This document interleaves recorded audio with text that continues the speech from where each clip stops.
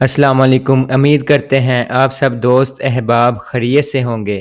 جیسا کہ آپ سب کو معلوم ہے، ہم نے موضوع شروع کیا ہوا ہے شیعہ اور سنی اختلافات جو کہ مسلمانوں کو ایک ہونا چاہیے تھا، وہ فرقہ بازی میں بڑھ چکے ہیں، جن میں دو اسلام کی سب سے بڑی شاخیں ہیں، جن میں ایک شیعہ اور سنی ہے۔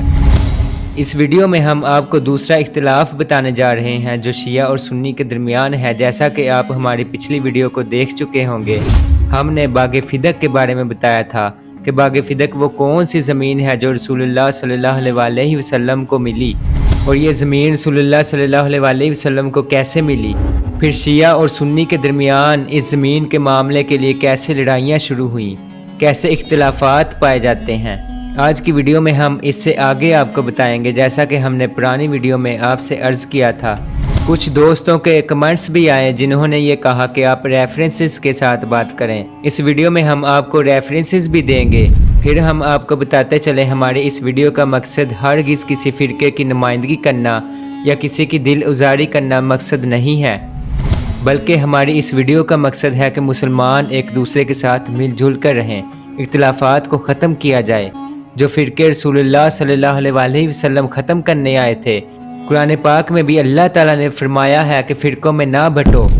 ہماری اس ویڈیو کا صرف مقصد یہ ہے کہ ہم فرقے بازی سے باز رہیں اور ایک اچھے اور سچے مسلمان بن کر رہیں۔ ویڈیو شروع کرنے سے پہلے آپ سب سے درخواست ہے ہمارے چینل کو سبسکرائب کریں تاکہ لیٹسٹ آنے والی ویڈیو اور انفارمیشن آپ تک ایزیلی پہنچتی رہے۔ باغ فدق ایک ایسا موضوع ہے جس کی بنا پر بہت زیادہ لوگ اہل تشیع میں کنورٹ ہو رہے ہیں۔ اہل تشیع کے بہت بڑے بڑے علماء جو باغ فدق کے مناظرے میں ہار کر اہل تشیع مذہب قبول کرنے پر مجبور ہو گئے۔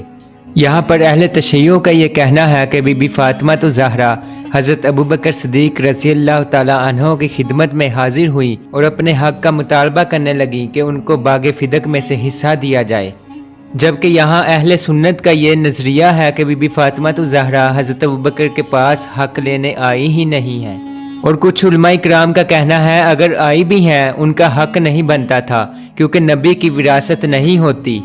نبی جو کچھ چھوڑ جاتے ہیں وہ صدقہ اور خیرات ہوتا ہے۔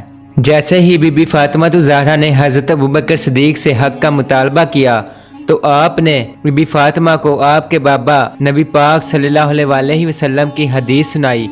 آپ کے بابا کا فرمان ہے کہ ہم جو چھوڑ جائیں وہ صدقہ اور خیرات ہوتی ہے، نہ کہ کسی کی وراثت ہوتی ہے۔ یہ حضرت ابوبکر صدیق کی بات سنتے ہوئے بی بی فاطمہ الزہرا نے قرآن پاک کی آیت مبارکہ سنائی، جس کا مفہوم یہ ہے کہ باپ جو کچھ بھی چھوڑ جائے اس کی اولاد میں اس کی وراثت تقسیم ہوتی ہے، بیٹے کو ایک حصہ اور بیٹی کو نصف حصہ ہوتا ہے۔ المختصر، یہاں حضرت بی بی فاطمہ الزہرا اور حضرت ابوبکر صدیق کے درمیان ڈبیٹ ہوئی اور بی بی فاطمہ الزہرا کو یہ حق نہ دیا گیا، جس کی بنا پر وہ واپس چلے گئیں، یہاں تک کہ حضرت ابوبکر صدیق کے دور خلافت میں ہی آپ وفات پا گئیں۔ اس اختلاف کے بعد بی بی فاطمہ الزہرا 6 ماہ زندہ رہیں تو حضرت ابوبکر صدیق سے ملنا ترک کر دیا۔ اس کا ریفرنسز موجود ہیں، بخاری شریف حدیث نمبر 3092 میں ہے کہ رسول اللہ صلی اللہ علیہ وسلم کی صاحبزادی فاطمہ الزہرا رضی اللہ تعالیٰ عنہا نے حضور صلی اللہ علیہ وسلم کی وفات کے بعد حضرت ابوبکر صدیق سے مطالبہ کیا کہ حضور صلی اللہ علیہ وسلم کے اس ترکے سے انہیں ان کی میراث کا حصہ دلایا جائے جو اللہ نے حضور صلی اللہ علیہ وسلم کو فیع کی صورت میں دیا تھا۔ یہاں پر ایک اور بخاری شریف کی حدیث ہے، حدیث نمبر 3093۔ اس میں لکھا ہے ابوبکر صدیق رضی اللہ تعالیٰ عنہ نے حضرت فاطمہ الزہرا رضی اللہ تعالیٰ عنہ سے کہا، حضور صلی اللہ علیہ وسلم جو کچھ چھوڑ جاتے ہیں وہ صدقہ ہوتا ہے۔ حضرت فاطمہ یہ سن کر غصے ہو گئیں اور حضرت ابوبکر سے ترک ملاقات کی اور وفات تک آپ کو نہ ملی۔ وہ رسول اللہ صلی اللہ علیہ وسلم کے بعد 6 مہینے تک زندہ رہیں۔ حضرت عائشہ صدیقہ رضی اللہ تعالیٰ عنہا نے فرمایا کہ حضرت فاطمہ الزہرا رسول اللہ صلی اللہ علیہ وسلم کے خیبر اور فدق کے مدینے کے صدقات کی وراثت کا مطالبہ حضرت ابوبکر صدیق سے کیا تھا۔ حضرت ابوبکر صدیق کو اس سے انکار تھا۔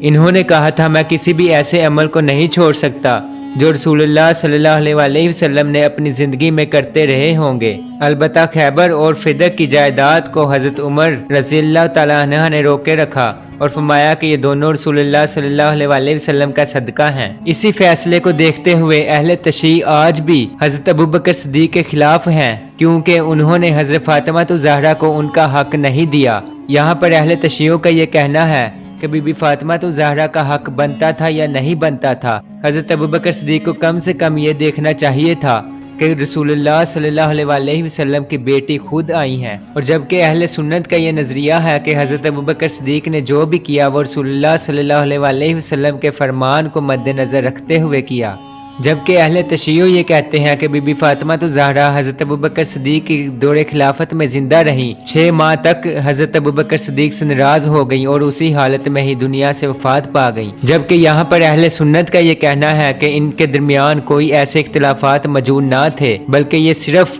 اہل تشیع کی بنائی ہوئی باتیں ہیں۔ ہم نے اس ویڈیو میں مختصر کر کے مین پوائنٹ آپ کی خدمت میں حاضر کیے ہیں تاکہ آپ کی معلومات میں اضافہ ہو سکے۔ اگر آپ کا کسی قسم کا بھی سوال ہے تو آپ کمنٹ کر کے ہم سے پوچھ سکتے ہیں۔ اپنا خیال رکھیے گا۔ اللہ حافظ۔